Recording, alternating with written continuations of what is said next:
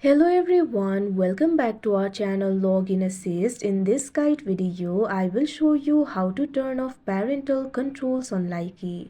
So first of all, launch open Likee application. You can see over here Likee application has been opened. Right now parental control is enabled for me. So if you want to turn it off, it is actually very simple. Tap on the three lines that you can see at the top left corner of your screen. Now you'll be able to find various options over here. So what you have to do is tap on this option parental controls that you can see at the bottom left corner of your screen.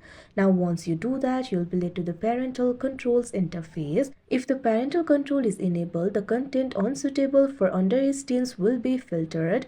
Private messaging, live broadcast, diamond recharge and cash withdrawals etc. will be disabled. So if you want to disable it, tap on this option disable that you can see on the screen. Now you'll have to enter the password. Simply enter the password that you set while enabling the parental control. Now after you do that, you can see over here the parental control will be disabled. So that is how you turn off parental controls on Likee. I hope you found this video helpful. Thank you for watching. Make sure to like, share and subscribe to our channel.